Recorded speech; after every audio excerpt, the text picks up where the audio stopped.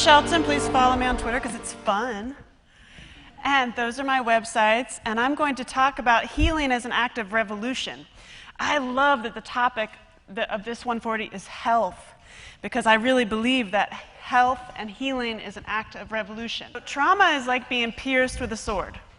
And no matter what trauma you've been through, that's insert rape, domestic violence, you were raised by wolves, many of us were, you've witnessed violence, your parents were incarcerated, your parents were absolutely crazy and out of their minds. It's whatever trauma, insert word, whatever you've been through, we all have been through something. It's like getting pierced with a sword, right? And you can live like that for the rest of your life with a variety of medications. Because imagine if you actually are pierced with a sword, it's going to hurt, correct? Now I'm going to share 5 steps with addressing this, healing from it, and then having it to where it's a plaything. Got it? Number 1 is addressing the sword. So if trauma is a sword, whatever you've been through, and you're pierced with it, step 1 is so important because you have to acknowledge that what I went through, trauma equals health problems. I have yet to meet somebody who's been through abuse and trauma in their life who doesn't also have health problems. And that's, fill in the word. There's chronic bowel problems, migraines, vaginal problems, mental problems, back problems, everything. So that's why the analogy of the sword works so well, because if you're pierced with a sword, don't you think it's going to be hard to breathe? Might give you a headache. It really hurts. It affects your life. It can be depressing. It's certainly hard to cuddle. It affects your relationships. So, I want to cuddle. I don't want to really harm my mate. So you need to remove the sword, which is addressing the pain and purging the pain. And that is when you call in help. That's where your therapist, your healing technique, there's tons of healing techniques out there, and there's all kinds of what I call wackadoodle healers that have everything from, I've even done the big gong that they hold over your vagina to take back your sexuality. Gong. It exists. So, but you, in the end, will have to remove your own sword. You've got to address the pain and suffering that you went through that's causing the health problems. But the reason the analogy of the sword works so well is that it doesn't last forever. Yeah, removing a sword, just like you imagine if you had a sword pierced through your body, it hurts like a motherfucker to remove it. It's not going to be a cakewalk. It hurts to remove it. But once you remove it, hello, you can have it. But first, you have a wound from the sword, agreed? You have a wound that you work on healing the wound, right? Oh gosh, I'm so sexy. So you heal the wound. That involves, again, therapy, all kinds of healing techniques out there. It might involve a bearded man, whatever works for you. But the number 1 most important thing I've seen in all the healing techniques I've tried, sexy, is what you're saying to yourself in your head. Because every single person I've talked to, and I've interviewed thousands and thousands of survivors of trauma, have all kinds of negative thought patterns in their head. I'm a piece of crap. I'm ugly. I'm fat. I'm worthless. I'm wounded. I am damaged goods. Blah, blah, blah, blah, blah. The number 1 most important healing technique you will ever do that is free is changing what you're saying to yourself in your head. You're like, oh, I love you. I love you, man. Yeah.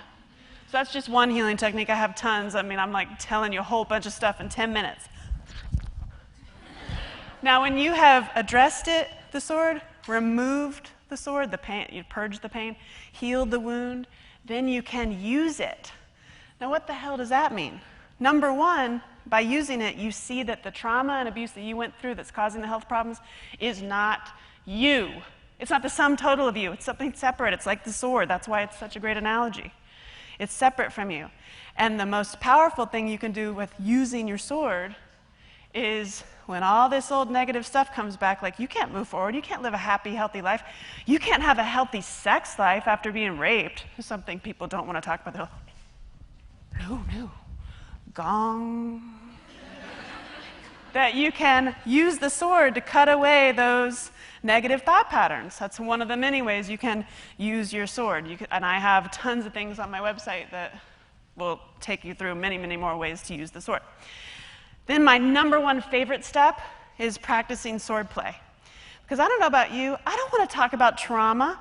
I have been a victim of incest, domestic violence, rape, neglect. I was kind of raised by wolves. I love you, Mommy. So I don't want to spend the rest of my life talking about trauma. Blah, blah. I want to get to the play, right?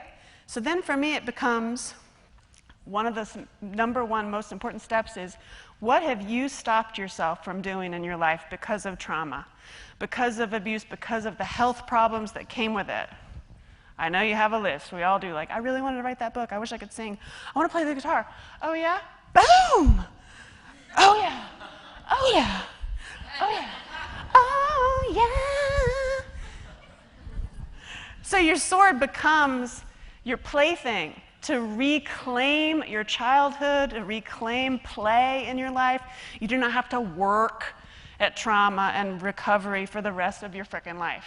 I'm here to prove it, because I've done it myself, and I've tried all these healing techniques, and I've been through it, okay? Now, the reason I say healing is an active revolution, because I have agreed to do it in my own life. Now, my question to you, are you going to agree to do it in your life?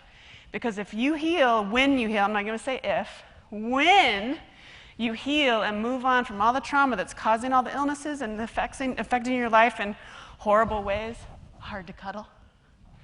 When you address that and heal from it and have it and learn to use it and then start learning to play and live a happy, healthier life, you affect everyone around you in positive ways. It's like water rising collectively and rising at the same level. You're going to affect everyone around you, and actually, you're going to change the world. Yes, you, just you little, and all the people around you are going to be affected in a positive way. So, then you have a dance party. Sexy dance party.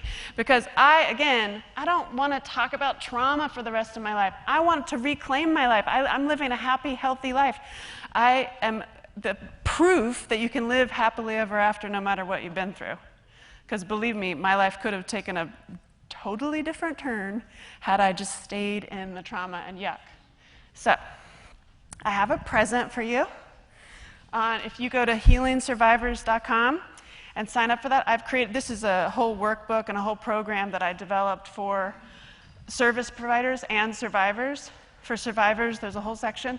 And then for service providers, who are the therapists, the social workers, the healers, the gong, they have a whole year's program that goes through this whole process. And if you sign up for there, you can have if you sign up at healingsurvivors.com for you, totally sexy. Sorry, I'm just getting hot in here. Then you can have a free workbook. It's the workbook with all these pictures, among many, many, many others. It's 118 pages. You get it for free when you sign up. You're welcome. And my question to you, wait a minute, is healing is an active revolution. But I leave you with this, because of 140U, the act of healing is a revolution. The revolution is you. So are you with me? Yeah. All right. Woo!